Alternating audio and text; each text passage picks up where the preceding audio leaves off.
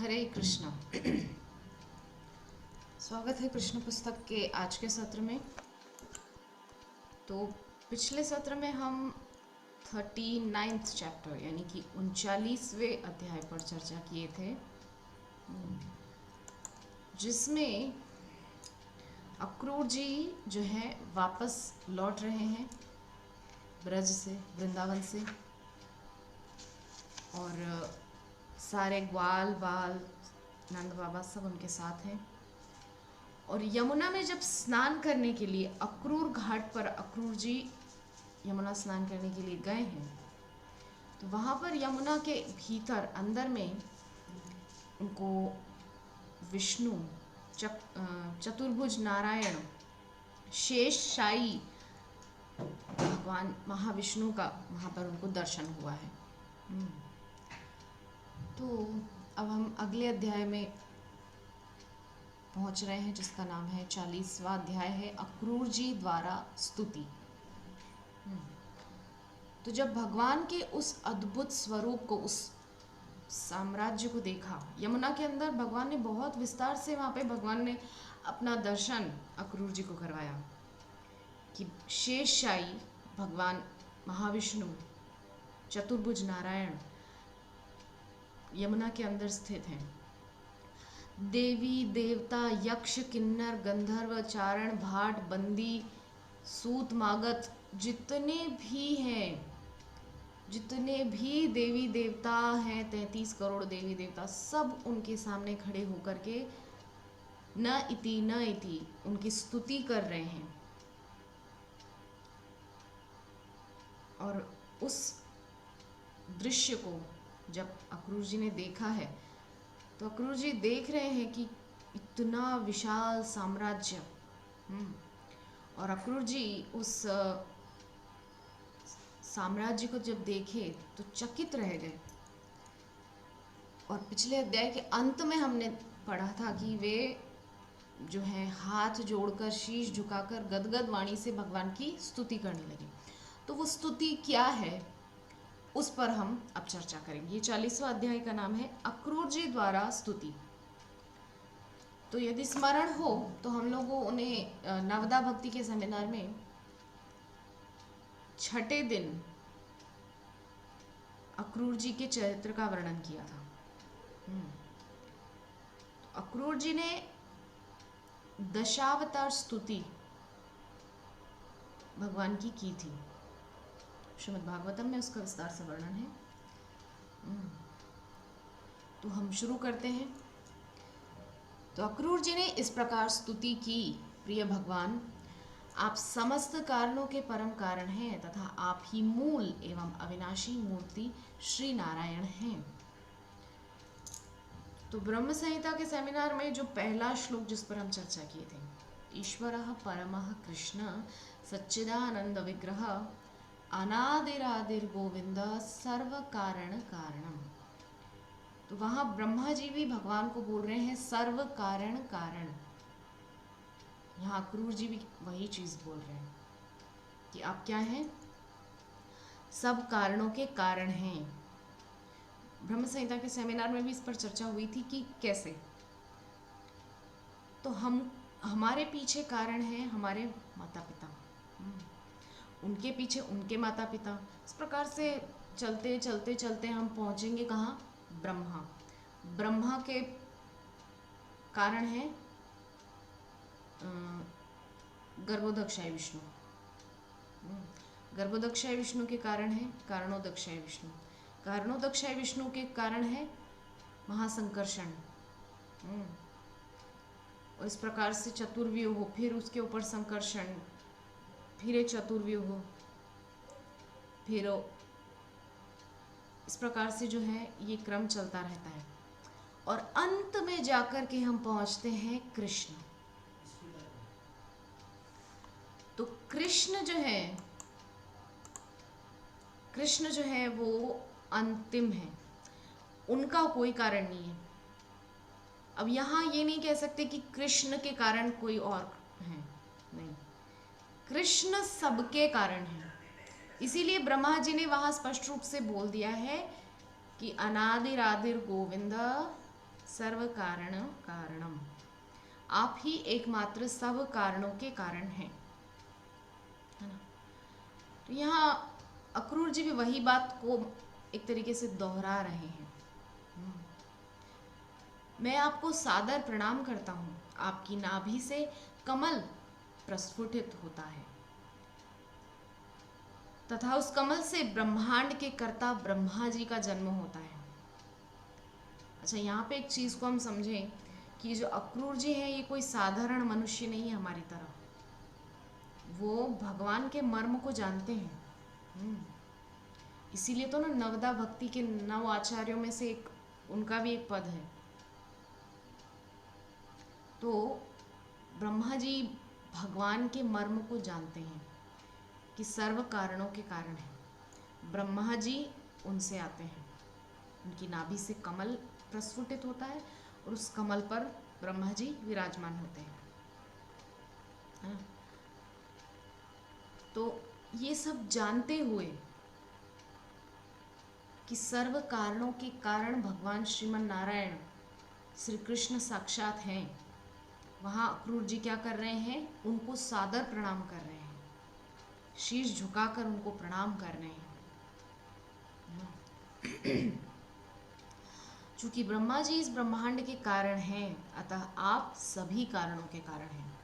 भूमि, जल, पावक, गगन व समीर तथा अहंकार एवं महत्त्व आदि इस भौतिक सृष्टि के सभी तत्वों की उत्पत्ति आपके विग्रह से होती है।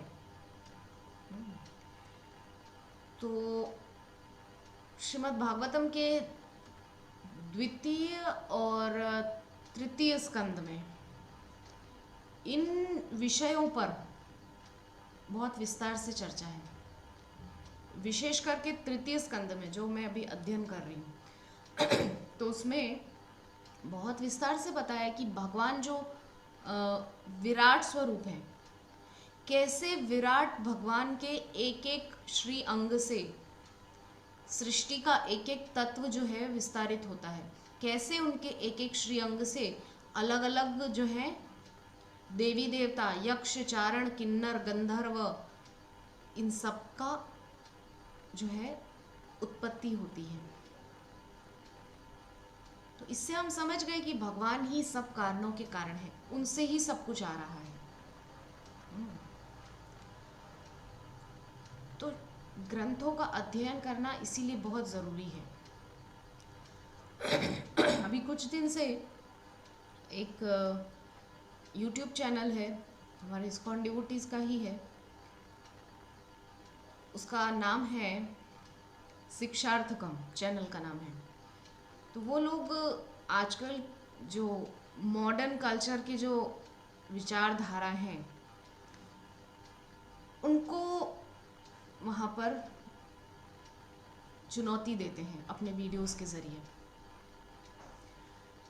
क्योंकि आजकल की जनरेशन ये राम जन्मभूमि और भगवान राम ने सेतु बनाया था या नहीं, सबको प्रोपेगेंडा मान करके और उससे दूर रहते हैं, क्योंकि आजकल की जनरेशन जो है शास्त्रों का अध्ययन नहीं करते हैं, है ना।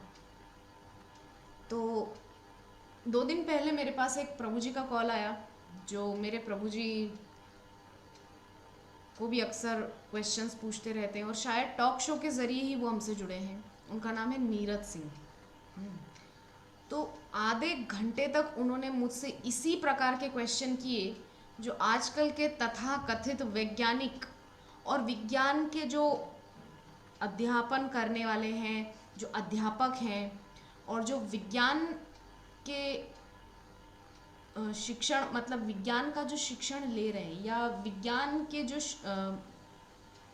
क्या बोलना चाहिए, जो मतलब पढ़ते हैं, विज्ञान पढ़ रहे हैं, ऐसे लोगों की विचारधारा को वो मेरे सामने क्वेश्चन के रूप में रख रहे थे और पूछ रहे थे कि हमारे एक मित्र हैं जो फिज़िक्स के मतलब टीचर हैं या प्रोफेसर हैं, मुझे याद नहीं, तो वो क्या क्या उनसे क्वेश्चन करते हैं और क्या क्या कुतर्क प्रस्तुत करते हैं, क्योंकि ऐसे लोगों के तर्क नहीं होते, वो कुतर्क होते हैं, है ना। तो वो बता रहे थे कि वो ऐसा ऐसा हमसे पूछते हैं तो हम एज इट इज़ आपसे पूछ रहे हैं माता जी।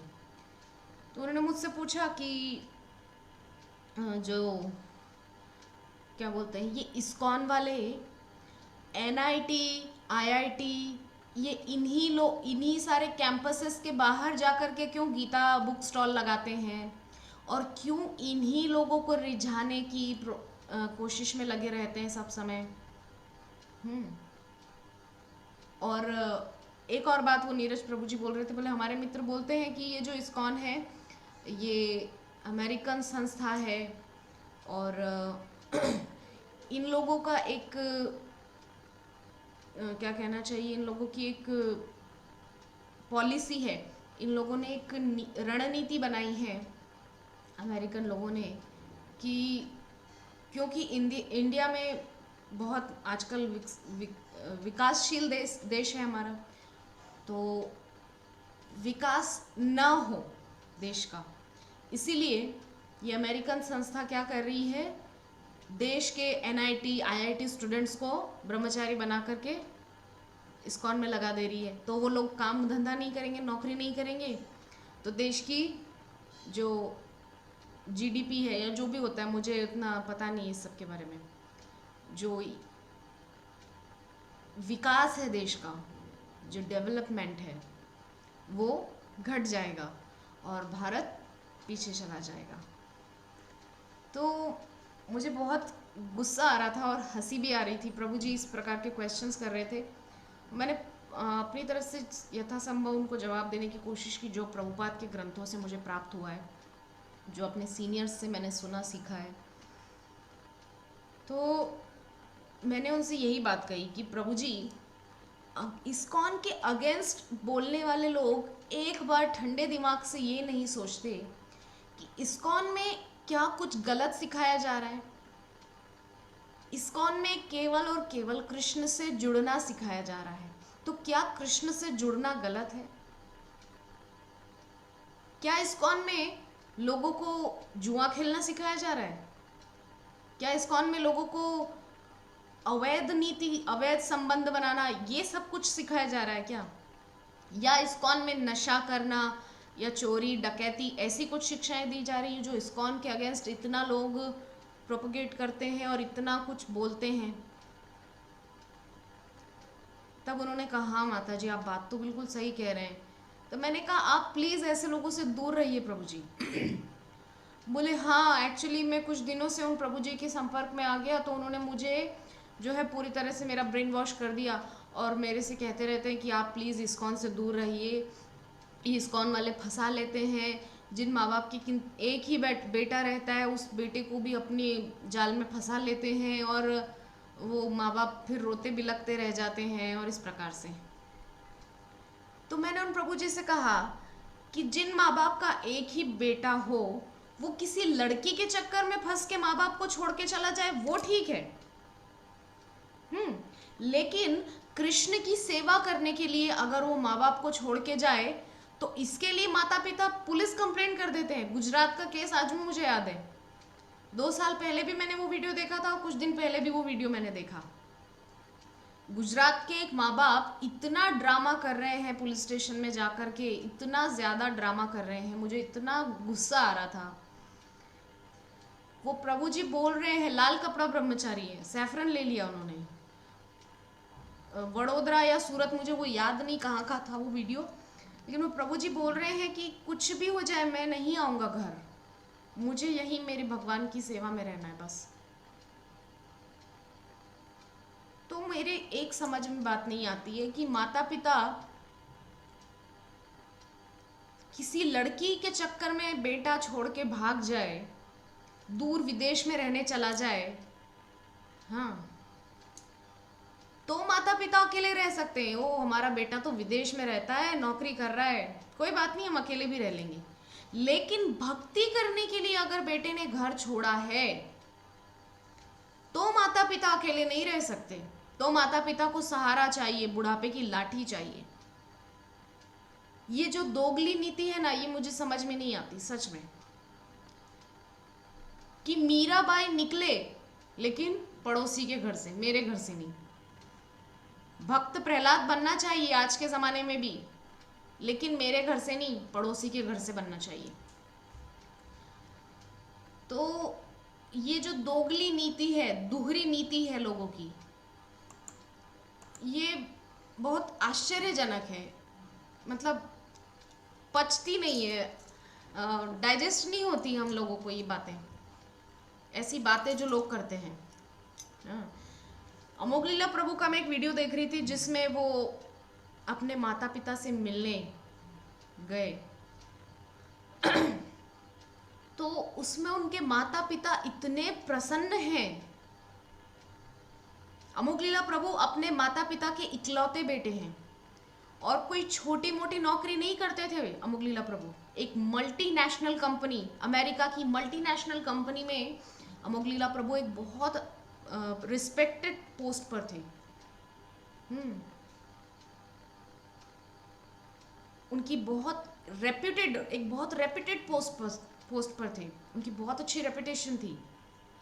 लेकिन उस सबको त्याग करके जब अमोघ लीला प्रभु अपने गुरु महाराज के चरणों में समर्पित हो गए, श्रील प्रभुपाद के चरणों में समर्पित हो गए और उन्होंने सैफरन ले लिया सीधा, तो सोचिए उनके माँ बाप को कितना कष्ट होना चाहिए था। इकलौता बेटा है और इतनी बड़ी जॉब छोड़ दिया। कोई छोटी मोटी जॉब नहीं थी। मेरे ख्याल से उनका मंथली जो उनको मिलता होगा 1 लाख से नीचे नहीं होगा। और इतना बड़ा जॉब छोड़ करके व्यक्ति कृष्ण सेवा में आ गया और उनके माता पिता खुश हैं। बोले हम लोग बहुत खुश हैं कि हमारे घर से एक संत निकला है। तुलसीदास जी बोल गए हैं कि वही माता धन्य है जिसकी कोख से भगवान का भक्त जन्म ले। मुझे वो चौपाई इस समय याद नहीं आ रही है। राम भगत जासु सुत होई, इस प्रकार से कुछ कोई है वो चौपाई। तो कहने का जो तात्पर्य है वो यही है, तुलसीदास जी यही कहना चाहते हैं कि जननी वो ही भली है इस दुनिया में जो राम सुत को या कृष्ण राम भक्त को या कृष्ण भक्त को जन्म दे, वरना तो कोख उसकी किसी काम की नहीं। जीवन का उसने कुछ सार तत्व निकाला ही नहीं, कुछ जीवन उसका बर्बाद है उस स्त्री का जिसकी कोख से भगवान का भक्त जन्म ना ले। बड़े बड़े संतों ने उस कोख को धन्य कहा है जिसकी कोख से, जिस माँ की कोख से भगवान के भक्त जन्म ले। धन्य है सूरदास की माता की कोख, धन्य है मीराबाई की माँ की कोख, जिनमें ऐसे अमोल रत्न, अनमोल रत्न, जिन्होंने अपना जीवन कृष्ण भक्ति के लिए समर्पित कर दिया। तो हम जो हमारा मुद्दा है उस पर लौटते हैं। तो मैं चर्चा कर रही थी कि जो चैनल है शिक्षार्थकम, उसमें वो लोग इसी तरह के प्रोपोगेंडास के अगेंस्ट बात करते हैं।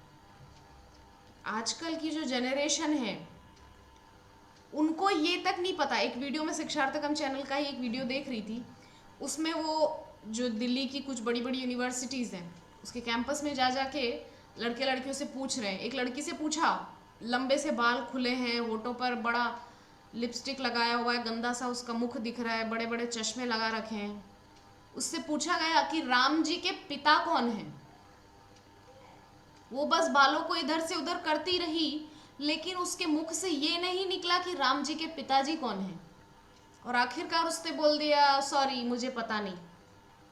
कितनी शर्म की बात है, डूब मरने वाली बात है उस माता पिता के लिए जिसकी वो संतान है। उस लड़की का दोष नहीं है, उसके माता पिता का दोष है। यहाँ पर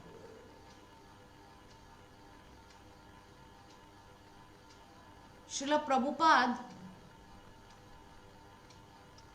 कहा करते थे अपने गृहस्थ शिष्यों से कि तुम खुद वैसा आचरण करो जैसा तुम अपने बच्चों में देखना चाहते हो। आपको बच्चों को बैठ के सिखाना नहीं, देखो बेटा ये है माला, इसको ऐसे जपते हैं, बच्चा जाएगा, अरे नहीं मेरे पास टाइम नहीं, मुझे तो खेलना है, वो मेरा दोस्त आ गया चिंटू, लो मैं जाता हूँ उसके साथ। नहीं, ऐसे बच्चों को आप नहीं सिखा सकते। बच्चों को सिखाने का एकमात्र तरीका यही है कि आप खुद वैसा आचरण करो, वो ऑटोमेटिकली सीख जाएंगे। क्योंकि बच्चे माँ बाप की परछाई होते हैं, बच्चे वही करते हैं जो माँ बाप करते हुए उनको दिखाई देते हैं। अगर बच्चों को दिखेगा कि मतलब किसी दुकान में माँ के साथ गए हैं शॉपिंग करने के लिए और देखा कि माँ ने चोरी से सामान उठा करके अपने बैग में घुसा लिया, तो बच्चे की उस कोमल चेतना के अंदर, क्योंकि अभी मिट्टी कच्ची है, हम जानते हैं ना कुम्हार जंगल में से कच्ची मिट्टी खोद खोद के लाता है, गाड़ा, उसका जो पीछे का जो गाड़ा होता है हमारे उधर उसको बोलते हैं बैलगाड़ा, बैलगाड़ी बोलते हैं। तो वो जो पीछे का हिस्सा होता है उसको वो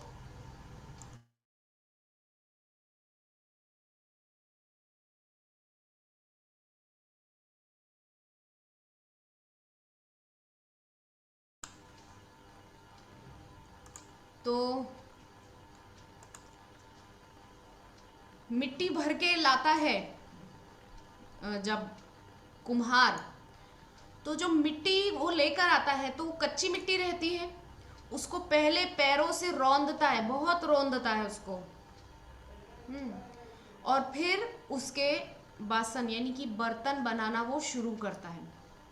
तो जब तक वो चरखे पे उसको चलाता है तब तक वो कच्चा रहता है, लेकिन फिर उसको आवे में पकाता है। आवे में यानी कि एक आग का बहुत बड़ा आवा रहता है कुम्हार लोगों के घर में, उसमें वो कच्चे बर्तनों को पकाते हैं, उनको मजबूत बनाते हैं ताकि वो फट से टूट ना जाए, थोड़ी सी चोट लगने से। ज़्यादा बड़ी चोट लगेगी तो टूटेगा ही। तो कहने का जो तात्पर्य है वो बस इतना है कि बच्चा भी कच्ची मिट्टी के समान ही होता है। 5 वर्ष तक की आयु में अगर आप बच्चे को जो संस्कार देना चाहते हैं दे सकते हैं, उसके बाद आप उसमें संस्कार डालने की हजारों कोशिश कर लीजिए, नहीं आएंगे। इसी प्रकार से आवे में पके हुए मिट्टी के बर्तन को फिर कुम्हार एक बार कोशिश करे कि थोड़ा चरखे पे लगा के मैं फिर उसको थोड़ा शेप, एक नया शेप दे दूं, नहीं होगा, वो पका हुआ बर्तन है। उस पर और थोड़ी गीली मिट्टी लगा के कोशिश करेगा, वो मिट्टी भी नहीं चिपकेगी उसके ऊपर, गीली मिट्टी वो उखड़ जाएगी। तो यहाँ हमारा जो मूल मुद्दा है हम उस पर आते हैं कि माँ बाप को चाहिए अपने बच्चों को जन्म से ही, गर्भ में ही माताएं ऐसी चेष्टा करें अपने बच्चों को भरपूर संस्कार दें। स्वयं जब गर्भावस्था में रहे तो वैदिक शास्त्रों का अध्ययन करें, भगवत गीता का अध्ययन करें, श्रीमद् भागवतम का अध्ययन करें, रामायण रामचरितमानस का अध्ययन करें, संतों की वाणी का श्रवण करें, सत्संग का आश्रय ले। तभी तो ना गर्भावस्था में उस गर्भ में पल रही संतान को भी संस्कार अंदर ही बीजारोपण हो जाएगा। क्यों कहा गया है कि ब्रह्मांड भ्रमिते कौन भाग्यवान जीव, गुरु कृष्ण प्रसादे पाए भक्ति लता बीज। तो ये बीजारोपण गर्भावस्था से ही हो जाना चाहिए। गुरु कृष्ण प्रसादे, तो गर्भ में तो गुरु नहीं मिला है ना, सब प्रहलाद जी की तरह थोड़ी हो जाते हैं जिनको गुरु गर्भ में ही मिल जाता है। वहां कौन कृपा करता है, वहां कृष्ण कृपा करते हैं। तो कृष्ण की कृपा से मतलब सत्संग यदि माँ करेगी तो कृष्ण की कृपा से माता के गर्भ में पल रहे उस संतान को भी हरि कथा सुनने को मिलेगी और उसमें संस्कार बचपन से ही पड़ जाएंगे। तो वो जो वीडियो मैंने देखा उसमें एक लड़की से पूछा कि राम जी के पिताजी कौन है, उसने साफ मना कर दिया मुझे तो नहीं पता है, माफ कीजिए। तो एक लड़की से और प्रश्न पूछा कि जो राम जी हनुमान जी जो हैं संजीवनी किसके लिए लाने गए थे? तो उसने इतना हास्यास्पद उत्तर दिया कि जिसका मैं क्या कहूँ। उसने कहा, जहाँ तक मुझे लगता है शायद सीता माता के लिए लाने गए थे। नहीं नहीं नहीं नहीं, आई थिंक राम जी के लिए। सोचिए अब क्या अवस्था है आजकल की जनरेशन की। उनको ये तक नहीं पता कि हनुमान जी संजीवनी बूटी किसके लिए लाने गए थे। ये है आज की जनरेशन। तो इससे हमको जो शिक्षा मिल रही है वो ये है कि हमारे संपर्क में जो भी व्यक्ति हैं, हमें चेष्टा करनी चाहिए उनको हम भगवत गीता, भागवतम पढ़ने सुनने के लिए प्रेरित करें। और विशेषकर ऐसी माताएं बहनें जो गर्भावस्था की स्थिति से गुजर रही हैं, उनको विशेष करके सत्संग का आश्रय लेना ही चाहिए। अन्यथा परिणाम ऐसे ही होगा जैसा ये डीडीयू जेएनयू के बाहर कैंपस में मिले लड़के लड़कियों के आंसर से परिणाम मिला। ये बड़ी बड़ी यूनिवर्सिटीज में पढ़ते जरूर हैं, लेकिन इनको हमारे वैदिक सनातन संस्कृति के बारे में कुछ भी नहीं मालूम है, कुछ भी नहीं, एकदम जीरो है ये लोग। और कहने के लिए देश की बड़ी बड़ी यूनिवर्सिटीज में पढ़ रहे हैं, DU Delhi university, JNU Jawaharlal Nehru university. तो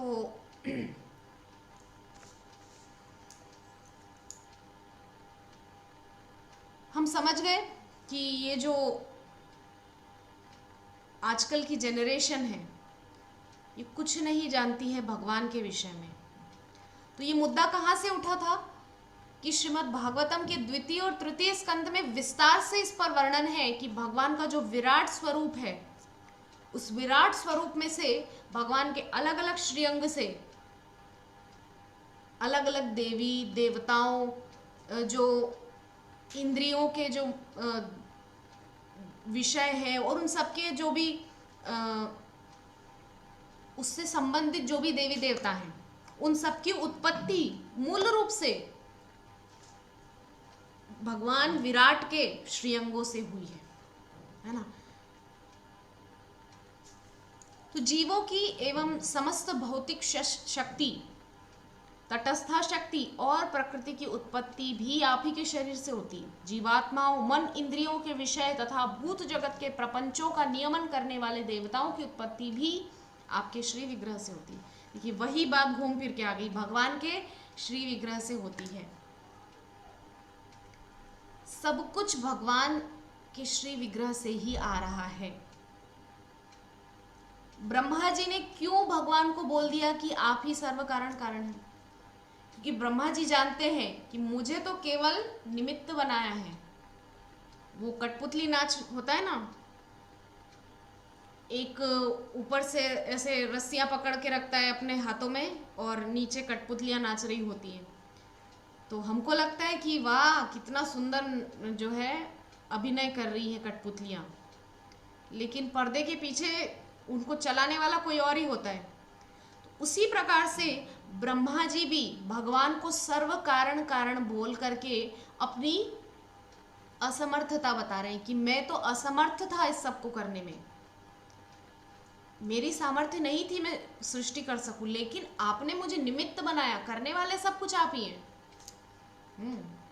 क्योंकि भागवत में स्पष्ट रूप से विराट से सब कुछ आया है, भगवान विराट से सब कुछ आया है। लेकिन उसके बाद वर्णन होता है कि ब्रह्मा जी के क्रोध से रुद्र आए, ब्रह्मा जी के इस अंग से मनु आए, उस अंग से शत्रुपा वगैरह, ये बहुत विस्तार से वर्णन है श्रीमद् भागवतम में, है ना।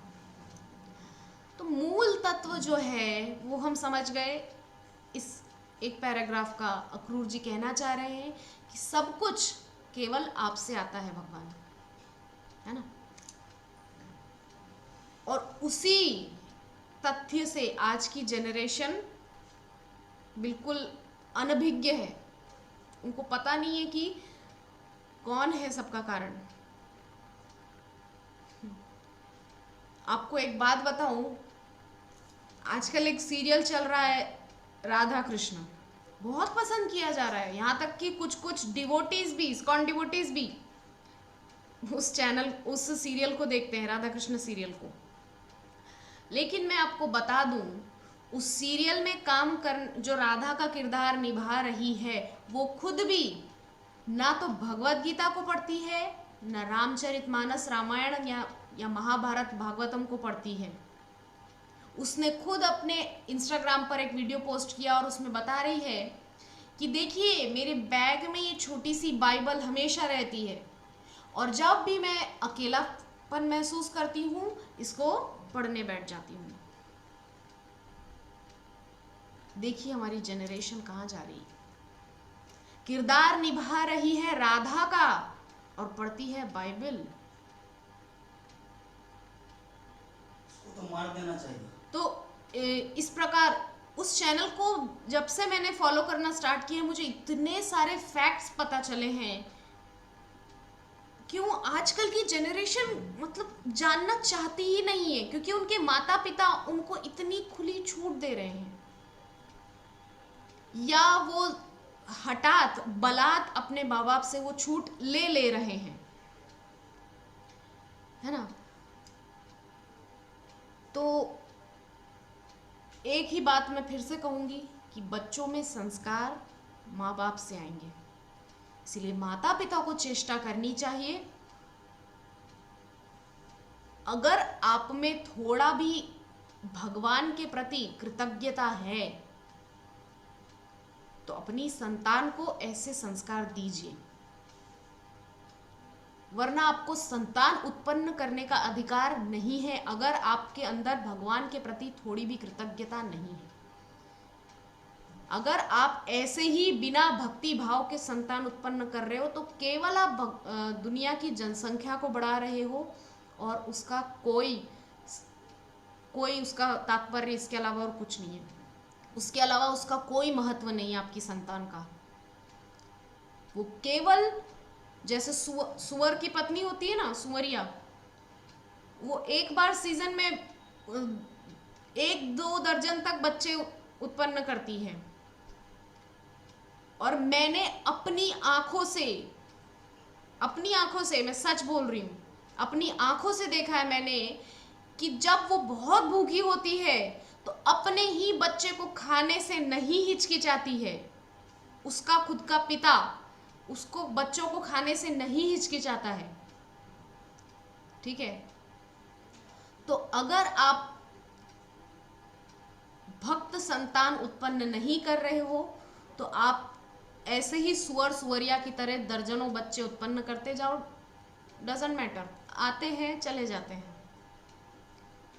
लेकिन अगर आप में थोड़ा भी भगवान के प्रति कृतज्ञता है तो संतान उत्पन्न कीजिए, राम भक्त, कृष्ण भक्त, हरि भक्त। तो यहाँ पर हम समझ गए, अक्रूर जी जो है भगवान की स्तुति कर रहे हैं, बहुत सुंदर सुंदर वाक्यों के द्वारा भगवान को अपना भाव प्रस्तुत कर रहे हैं। उनके अंदर जो भी उद्गार उत्पन्न हो रहे हैं उनको वाणी के द्वारा प्रस्तुत कर रहे हैं। तो हम समझ गए कि भगवान को वो सर्व कारणों के कारण बता रहे हैं। तो आज के सत्र को हम यही विश्राम देंगे। हमारे साथ हमारे धर्मपालक प्रभु जी हैं, जो बहुत दिन तक मायापुर धाम में रह कर के भक्ति का आनंद लिए, कीर्तन मेला का आनंद लिए, गौर पूर्णिमा का आनंद लिए, महाप्रभु की सन्निधि का आनंद लिए, हाँ, और भक्त सन्निधि का आनंद लिए। तो अगर प्रभु जी का कोई प्रश्न है तो हम उत्तर देंगे, यदि प्रश्न नहीं है तो हम सत्र को यहीं विश्राम करेंगे। हरे कृष्णा। हरे कृष्ण प्रभु जी।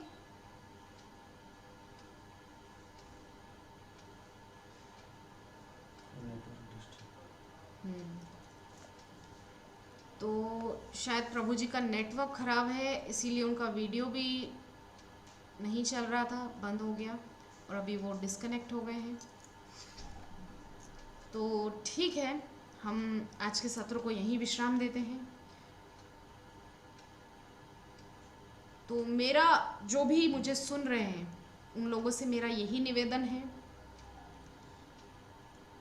कि ऐसे मुद्दों पर ध्यान दीजिए। ये जो हिंदू विरोधी जो एक आंदोलन चल पड़ा है, सबसे पहला मैं आप लोगों से निवेदन करूंगी, जितना ज़्यादा हो सके बॉलीवुड का बॉयकॉट कीजिए। आप बिल्कुल बॉलीवुड को आप फॉलो करना, उससे इंस्पायर होना बंद कर दीजिए। वो लोग किसी को इंस्पायर नहीं करते हैं। ये हमारी सिर्फ एक भ्रांति है कि वो लोग हमारे इंस्पिरेशन हैं। आप क्या इंस्पिरेशन लेंगे? अमिताभ बच्चन कमला पसंद बेच रहे हैं आजकल, ओ बाप रे। क्या आप उनसे कमला पसंद खाने की इंस्पिरेशन लेंगे? सबका आइडियल जो होते हैं अमिताभ बच्चन, वो आजकल पान मसाला जैसी घटिया चीज बेचने पर आ गए हैं। क्या उनके घर में इतनी भी भुखमरी आ गई है, इतनी गरीबी आ गई है कि उनको पान मसाला जैसी चीज बेचने के लिए मजबूर होना पड़ा? ये मेरा प्रश्न है।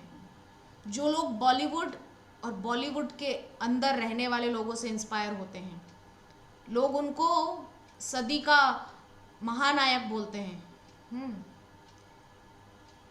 तो मेरा उन लोगों से यही प्रश्न है, आपके वो महानायक क्या इतनी भूखमरी में आ गए हैं कि उनको पान मसाला जैसी चीज बेचना पड़ रही है? इससे समझ में आता है कि उन लोगों को कोई फर्क नहीं पड़ता कि देश की जनता भाड़ में जाए, नर्क में जाए, हमारे घर में पैसा आना चाहिए। तो जब वो लोग अपने घर में केवल पैसा आने का मार्ग बना रहे हैं और देश की जनता को कुएं में धकेल रहे हैं खुद, तो क्या अब भी आप लोग उनको अपना इंस्पिरेशन मानेंगे? अब भी आप लोग उनसे इन्फ्लुएंस होंगे? अब भी आप लोग उनको अपना आइडियल कहेंगे? मुझे आश्चर्य होगा अगर ऐसा होगा। तो